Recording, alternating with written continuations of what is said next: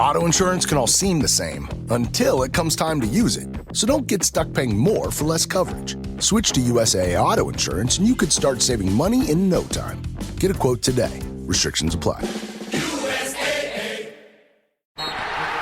It's time for basketball, and Uber Eats is dropping deals on game day favorites to keep you locked in on the action. Like when you're craving a buzzer beater, but also buffalo wings. Or when an upset makes you want to ugly cry into a pizza. And right now, Uber Eats has game day deals from Burger King, Buffalo Wild Wings, KFC, and hundreds more local favorites. So you can keep your eyes on the ball and your hands on a burger. Order now, only on Uber Eats. Product availability varies by region. See app for details. Does it ever feel like you're a marketing professional just speaking into the void? Well, with LinkedIn ads, you can know you're reaching the right decision makers. You can even target buyers by job title, industry, company, seniority, skills. Wait, did I say job title yet? Get started today and see how you can avoid the void and reach the right buyers with LinkedIn ads. We'll even give you a $100 credit on your next campaign. Get started at linkedin.com/results. Terms and conditions apply.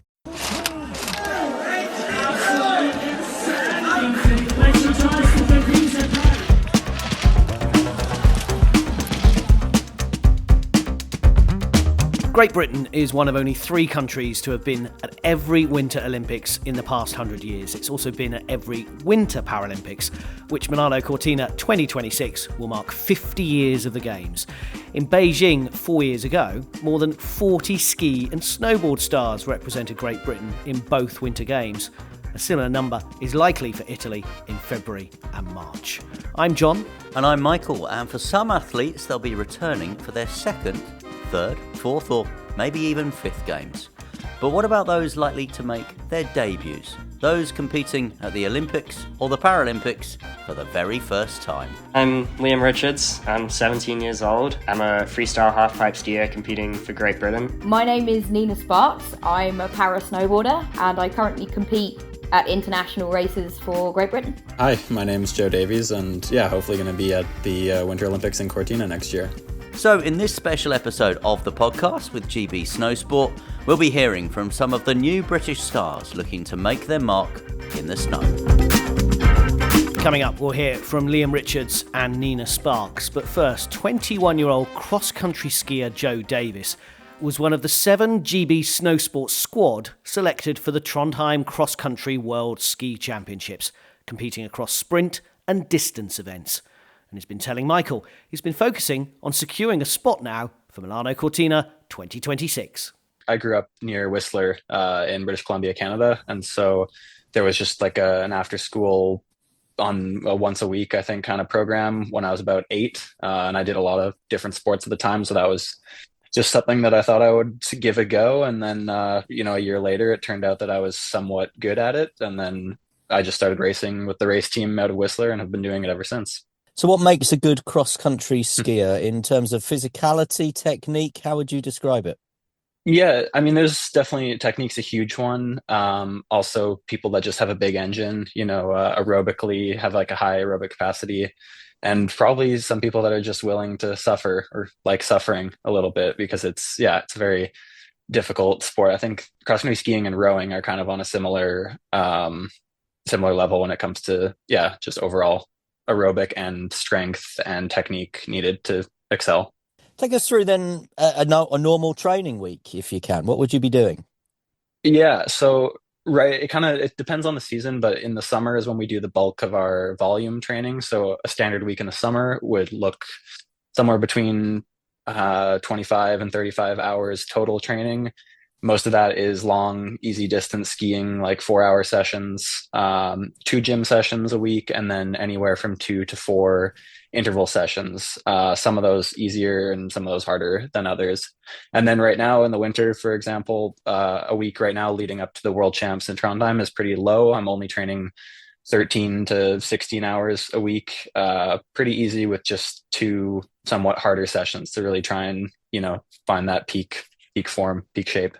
How is what you do different in terms of kit and sort of preparedness to maybe someone sort of weak recreationally skiing in the mountains? Yeah, well, we definitely, I mean, when we race, we're wearing not a whole lot, just a thin lycra suit, kind of similar to alpine racing, but a bit thinner. And then, yeah, I guess the main differences would be maybe duration. Like a lot of our sessions are quite long, so we're out there for a while. And then when we're racing, it's like very fast and hard for, anywhere from we'll do 10Ks, 20Ks, or 50Ks at the World Champs. It's not easy, is it? Cross country skiing. I mean, there are some sports I think maybe, physically you could have chosen that were slightly easier than 50K cross country skiing. Yeah, definitely. Especially, I get that a lot. Having grown up in Whistler, people are, you weren't a free ride skier or downhill mountain biker or something like that. Those are kind of the common ones for people that I went to school with. But yeah, cross country skiing is quite difficult. So I guess, like I said earlier, I think we all have some inner desire to suffer a little bit. Also on this podcast, we're speaking to some of the freestyle guys. They describe themselves as cool. How would you describe yourself? Oof, if they're, yeah, we're probably not cool.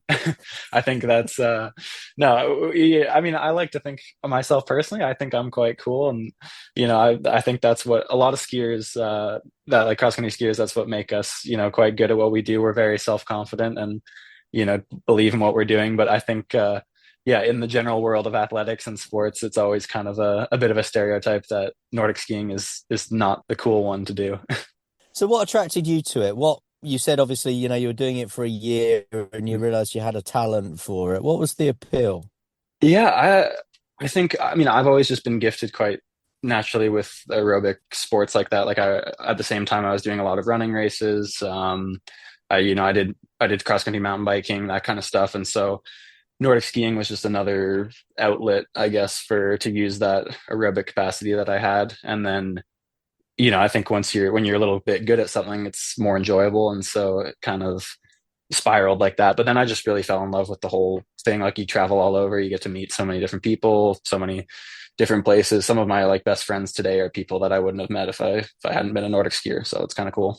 And what were the first kind of landmark moments or competitions where you realized that this could be something that might take you to the Olympic Games?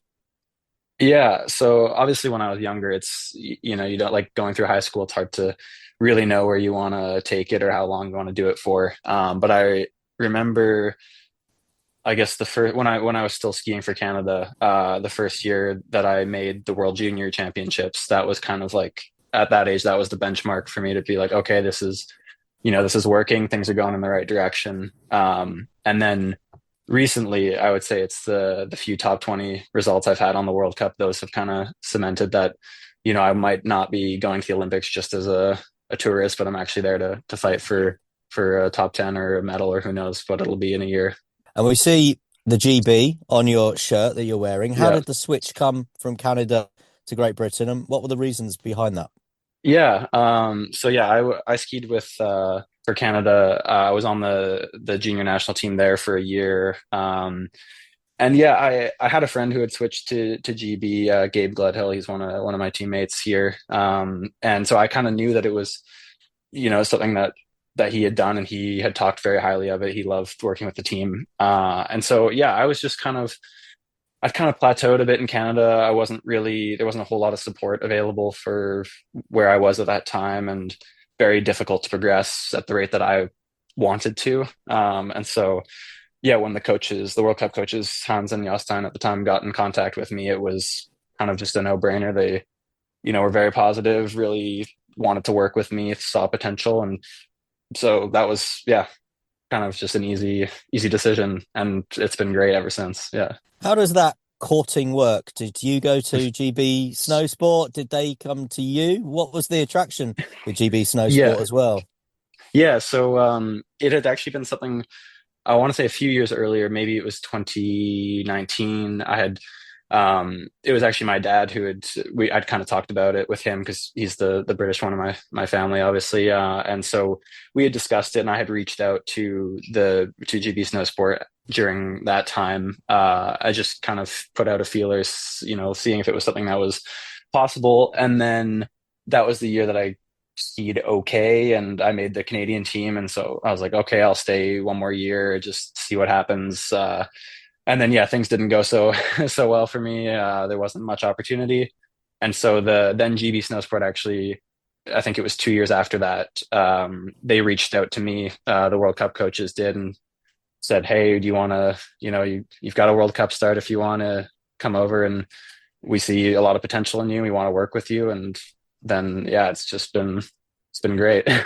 Yeah, I don't necessarily want you to kind of compare Canada to Great Britain, but in terms of what GB Snowsport give you as an athlete, as an organisation, how could you explain that to our listeners? It's been great. I've been working, now what is this, this is my third season with GB, and it's just, I mean, just like I think the biggest thing for me was just the level of belief and support coming from both Hans and Jostein. They really just genuinely, like, you feel like they genuinely believe that you will win an Olympic medal, and so that alone is enough to kind of just keep you motivated, regardless of all the other things on top of that. But yeah, GD as a whole has just been very, very supportive and helpful with making World Cup things work, or like travel to and from the US, and because that's a big part for me these days, as I'm still studying over there full time. And so yeah, it's just all of those little things kind of come together and make it one nice system. You're a cross-country skiing civil engineer, is that right?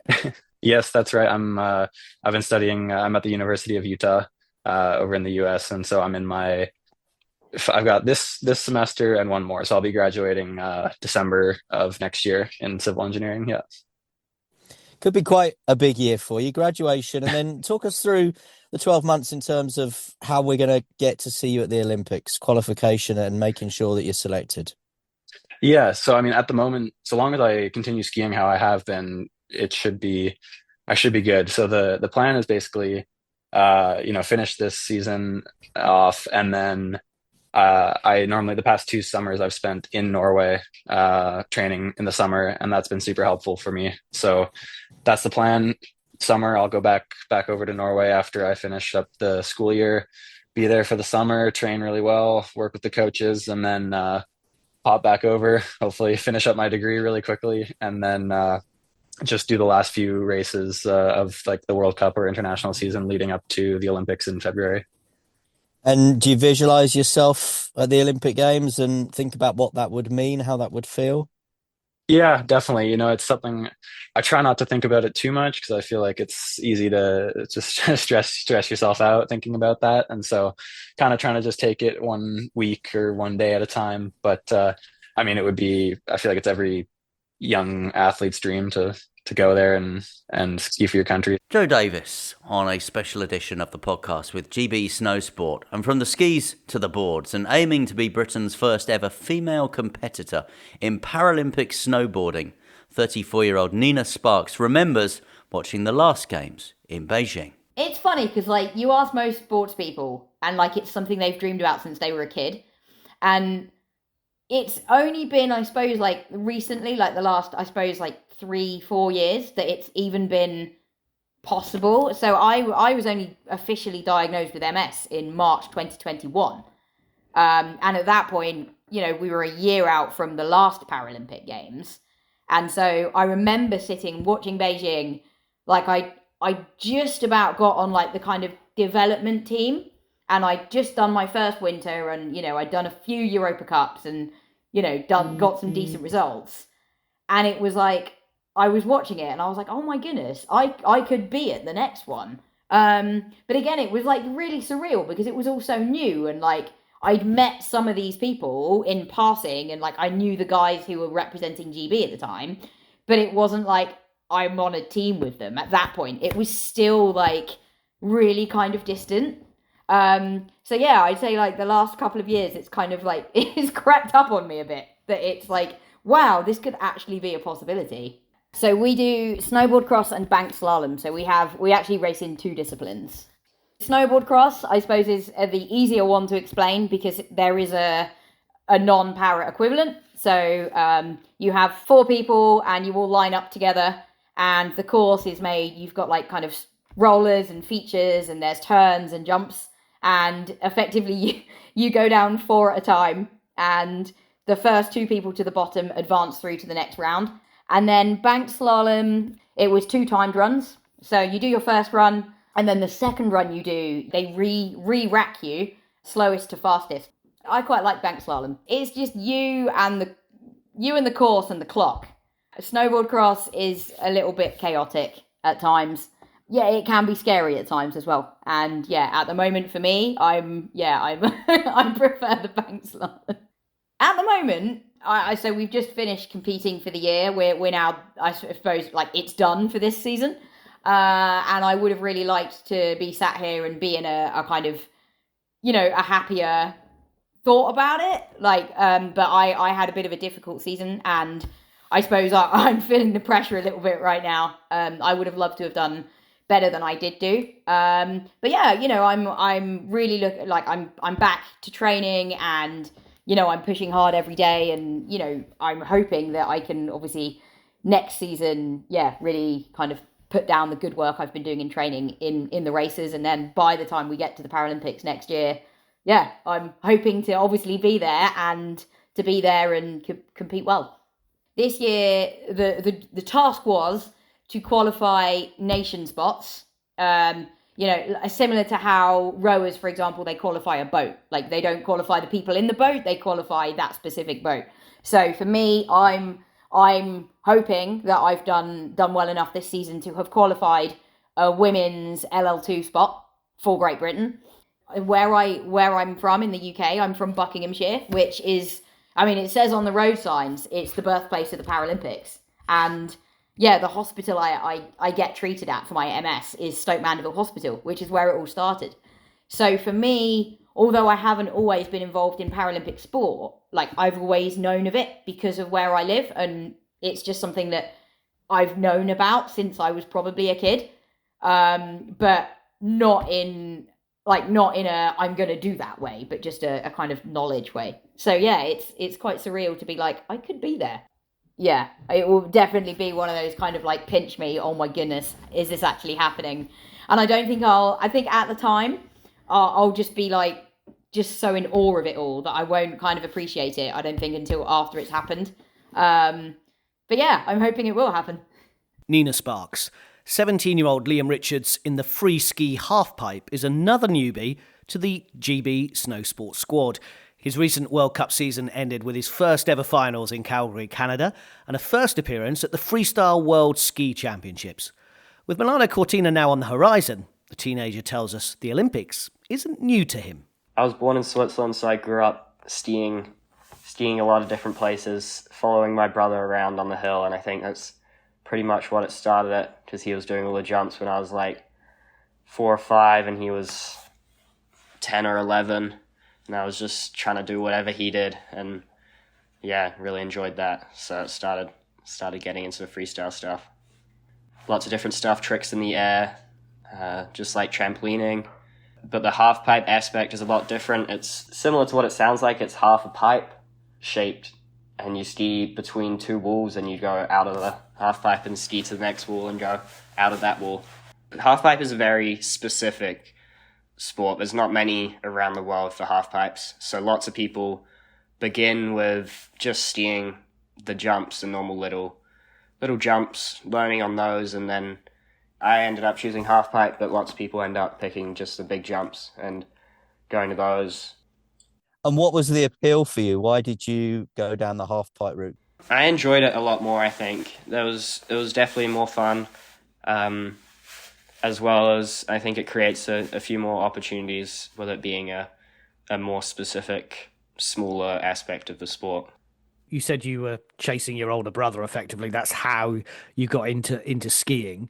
But then how do you then go to the Youth Olympics? When I was 7, I started training in freestyle skiing in a little place called Snow Planet in Auckland, little fridge indoor dome, which was pretty cool. When I was 10, I got picked up by Snowsport's New Zealand team and started training with them overseas and in New Zealand. And New Zealand has a half pipe, so I did a little bit of half pipe skiing there. Just recently, the past couple years, I started enjoying half pipe more and seeing more opportunities. So that was the switch. So New Zealand picked me to go based off the ranking I had in the world at that time. So I was able to go compete for New Zealand at Youth Olympics, and after lots of training and all that was pretty awesome. So tell us about the switch then from New Zealand to GB Snowsport, how you are eligible for GB and why you chose to make that switch. Well, I'm eligible because both my parents and the rest of my extended family is actually from UK. They were born and raised, grew up there. Actually, my dad was born in Belgium, but grew up in UK all his life. So did my mum, grew up in UK all her life. So to me, it just felt like I should represent UK, not New Zealand, because I've only had a New Zealand passport for a few years now. So definitely more in my blood to compete for UK. Competing with the Union Jack on my chest it's awesome. Representing UK is a big country. It's amazing. Skiing the World Cup circuit that I'm on. It's my first season doing the World Cup circuit, so it's been such a good experience. Sitting in all the huts at the top of the course with all the pros that I've looked up to for the past few years, sitting up there just chatting with them. It's been such a good experience, and it's been such a good season. And what about you? Do you have any, I mean, you're a young man, but any kind of previous Olympic memories, whether that's a Winter Games? Do you remember watching a half-pipe competition, or do you have a Summer Olympic memory? I have a good few memories watching the Olympics. 2018 Olympics, Nico Porteous won his first medal for New Zealand. Watching the Summer Olympics, I'm really into sailing, so watched a lot of sailing. And yeah, it's all good memories watching. So excited to see if I can make my way to the Olympics too. And I assume because it's in Europe as well, the family could come and support, and people would come out and cheer you on. Yeah, it'd be awesome. They're already looking into it, and because it's only a year out now, and everyone's starting to book up all the accommodations, so they're looking into it, even though nothing's confirmed or anything at all yet. So it's super awesome that they're all super excited for me to maybe possibly be able to go. It would mean a lot to me to be able to go to the Olympics, even just for the experience and everything. So yeah, it'd be super awesome. So good luck to Liam Richards, and great to hear as well from Nina Sparks and Joe Davies and all of the GB Snowsport team. Best wishes to them as they aim for a place at the Olympics and Paralympics in 2026. Make sure you follow for more of their stories coming soon. This has been a special episode of the podcast with GB Snowsport.